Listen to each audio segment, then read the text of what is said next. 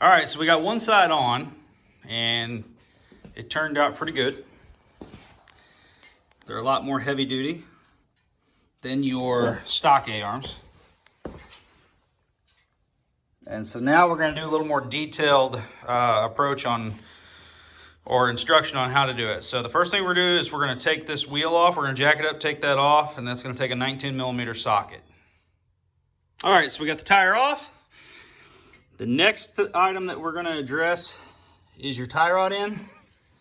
And what you're going to need to do is you're going to have to take this pin out. And then I believe that's a 17 millimeter to take that one off. So that we're going to take that off real quick. We're going to break this loose. And then we'll move on to the next step. All right, so we got our tie rod end loose. Now the next step, we're going to take a 10 millimeter. And we're going to take this brake line hardware off. There's one here and one here. So two of them, here and here. And then also this brake shield right here. It's got two. You're probably going to need a deep well and an extension top and bottom to get those. So we're going to take those off. And then after we get that off, we're going to pull the pin, take this castle nut off, and then we'll work on getting the caliper off. All right, so we got the guard off, the brake line is loose. We took the axle nut off. That is a 1 3/16 inches. And so there's your axle nut. Make sure that you pull your pin, keep it fairly straight unless you got a new one to put it back in. And then the next thing we're gonna do is we're gonna take a 19 millimeter. You got a top and bottom bolt on this caliper, and we're gonna take that off. Let me double check myself. Make sure that I'm not telling you wrong. Oh, it must be 17 millimeter. Yeah, 17 millimeter on those two. So we're going to break that loose, and then we're going to put a piece of wire up here to the bumper to hold that in place. All right, so we got our caliper hanging. Everything's loose. We got our cotter pin and castle nut off of there. Just kind of give this a light pull. Your caliper will come off. Set that somewhere where it's not going to get dirty.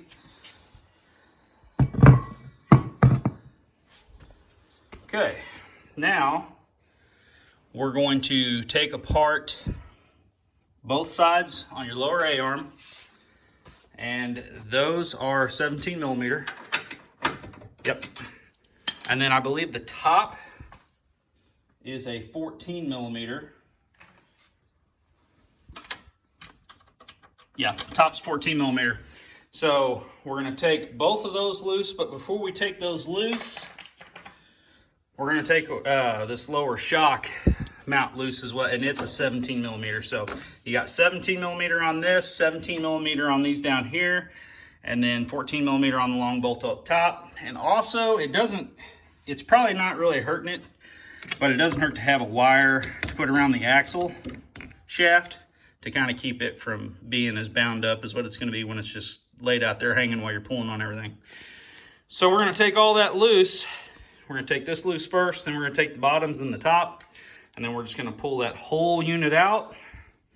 We'll knock these arms out, and then the ball joints, we'll separate those, and then we'll put the new ball joints in, put it all back together. All right, so that's all removed. We went ahead and put our bolt back in the shock so we don't get any hardware mixed up. It's pretty hard to get it mixed up, but If you don't work on these a lot, it's probably a good idea to do that so that you're not looking in the end trying to figure out where that goes. We've got a piece of wire kind of supporting that a little bit. This is the finished result. The knuckle and everything is removed.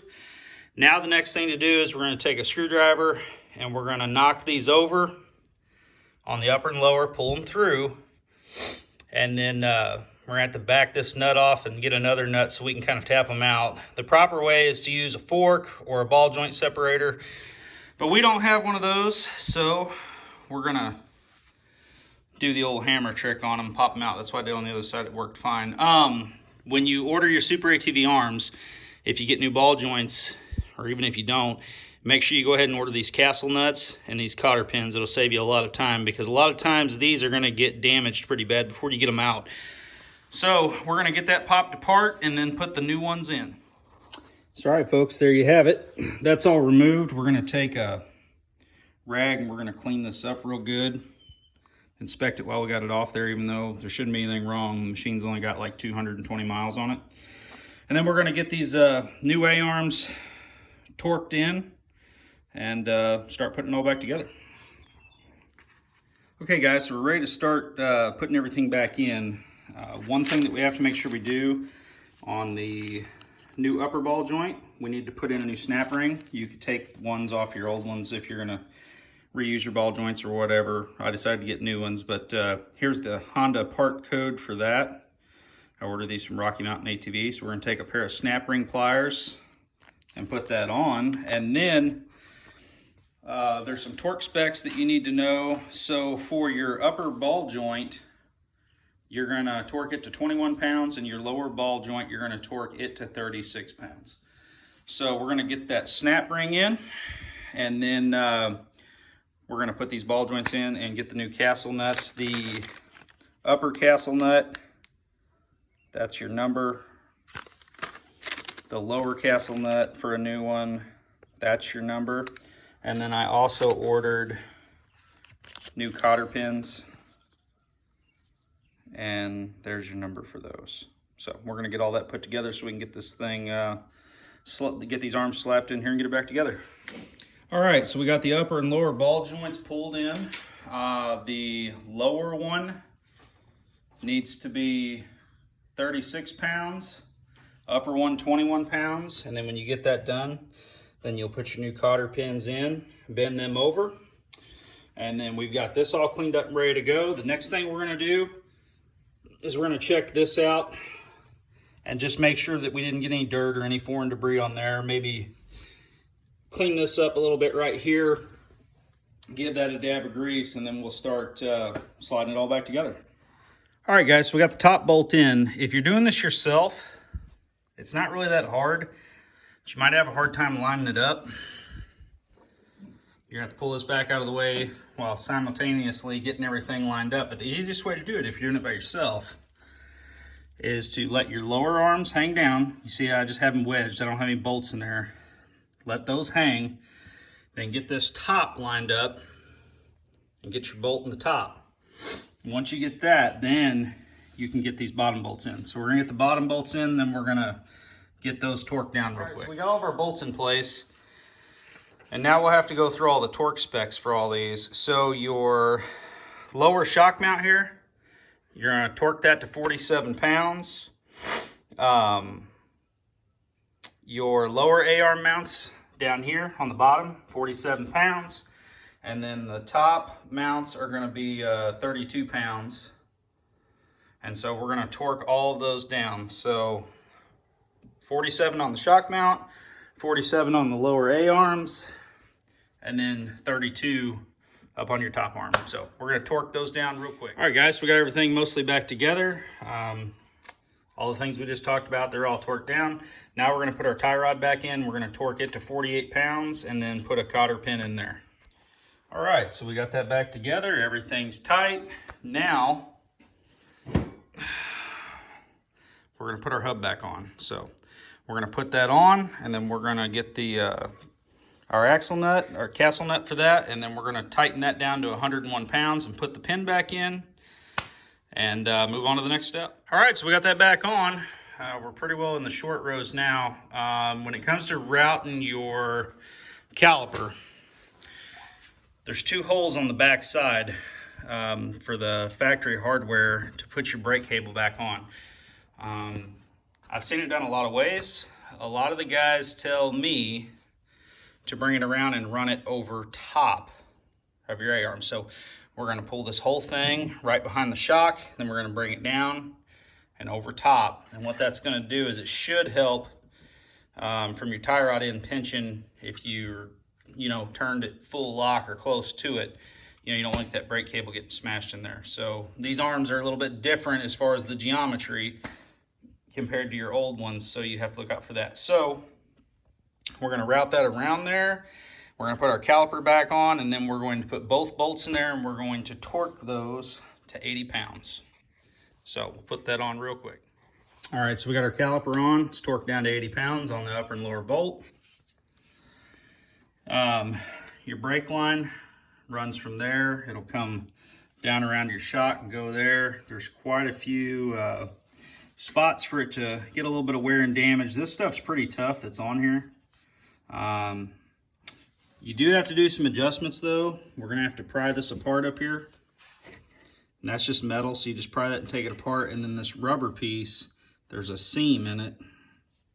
And you're gonna, well actually this one's on the bottom, but we'll take a screwdriver and very carefully pull that apart because it's glued to the line. And then once you get it to where it'll move, then we'll slide it up where it goes. We're gonna do the same thing on this one. I've already removed this piece. And so then once we get that lined up, if there's any of this exposed, what we're gonna do is we're gonna take some, I think 1/2 inch or 3/8 wire loom, and then we're gonna put over this brake line in these other spots. This brake line's pretty tough anyway, but we're gonna put some wire loom on there and zip tie it on there to give it just a little bit of extra protection. So these are gonna be 10 millimeter, and like I said, there's 2 holes. One of them's right there, the other one's right here, and that's for your factory hardware so that you're you can route your brake line. Now, if you go to HondaSideBySide.com, there's a member there. I forget his name. I think it's Jax22. He makes an extension kit for these stainless steel braided lines, which makes it a little bit easier. So we'll probably be upgrading that here at some point. So we're going to go ahead and get this all separated and get it moved where it needs to go and get it all buttoned up.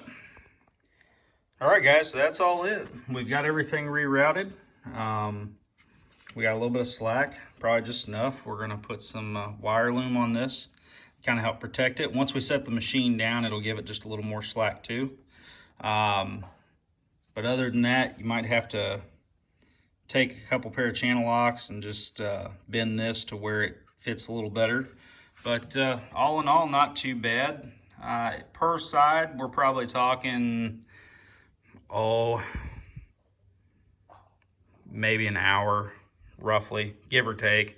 Maybe a shade more, hour and 20 minutes.